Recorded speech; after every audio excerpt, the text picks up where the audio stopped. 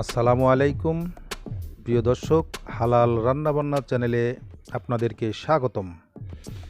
প্রিয় বন্ধুরা, চিংড়ি দিয়ে অনেক মজার খাবার রান্না করা যায়।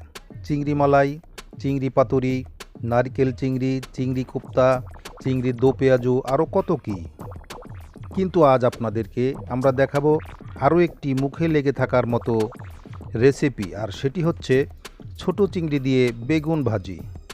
চমৎকার এবং খুবই লোভনীয়, মুখে লেগে থাকার মতো এই রেসিপিটি না খেলে আসলে আপনারা বুঝতেই পারবেন না। আশা করছি আপনাদের কাছেও ভালোই লাগবে আমাদের এই আজকের রেসিপিটি। প্রিয় দর্শক, তাহলে আসুন আমরা একবার দেখে আসি কিভাবে আমরা আজকের এই রেসিপিটি তৈরি করেছি, তা দেখে নেওয়া যাক একবার।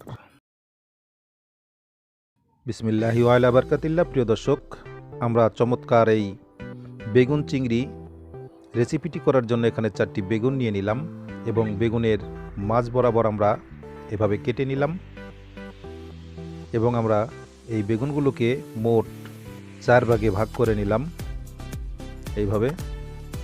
প্রিয় দর্শক, দেখতে পাচ্ছেন। এখন আমরা এই বেগুনগুলোকে আবার টুকরো টুকরো করে নেব, এইভাবে ছোট ছোট,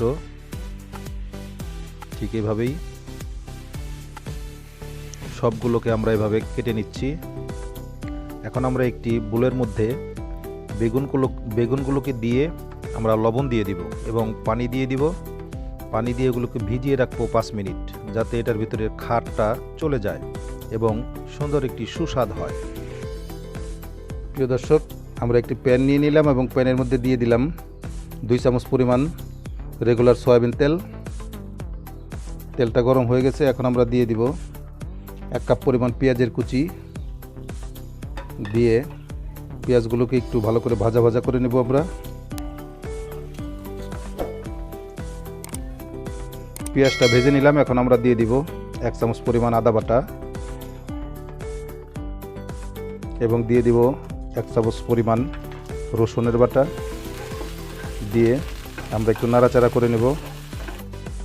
আদা রসুনটা একটু ভেজে নিয়ে এখন আমরা দিয়ে দিব মরিচের গুঁড়া 1/2 চামচ এবং হলুদের গুঁড়া দিয়ে দিব আমরা 1/2 চামচ পরিমাণ। দিয়ে একটু নাড়াচাড়া করে কষিয়ে নিব। তারপর আমরা সামান্য পানি দিয়ে দিব কষানোর জন্য। দিয়ে আর একটু ভালো করে কষিয়ে নিব আমরা। এখন আমরা দিয়ে দিব সামান্য পরিমাণে স্বাদ মতো লবণ। তারপর আমরা দিয়ে দিব যে চিংড়ি মাছগুলো দিয়ে আজকে বেগুনের তরকারিটা করে নিব, সেই চিংড়ি মাছগুলো দিয়ে দিলাম। দিয়ে আমরা একটু ভালো করে কষিয়ে নিব। প্রিয় দর্শক, আমরা চিংড়িটাকে ভালো করে কষিয়ে নিলাম। এখন আমরা বেগুনগুলো যে ছোট ছোট টুকরো করে কেটে রেখেছিলাম সেগুলোকে এখন দিয়ে দিব।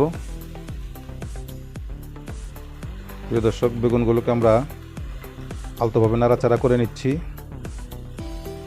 খুবই সুন্দর একটি ফ্লেভার আসছে। এখন আমরা কাঁচামরিচের কুচি দিয়ে দিব। দিয়ে একটু নাড়াচাড়া করে নেব। আলতোভাবে নাড়াচাড়া করে নিচ্ছি। প্রিয় দর্শক, আমাদের চিংড়ি দিয়ে বেগুন ভাজিটা, সুন্দর মজাদার বেগুন ভাজিটা হয়ে গেল। এখন আমরা উপর দিয়ে কিছু ধনিয়া পাতার কুচি আমরা ছিটিয়ে দিব।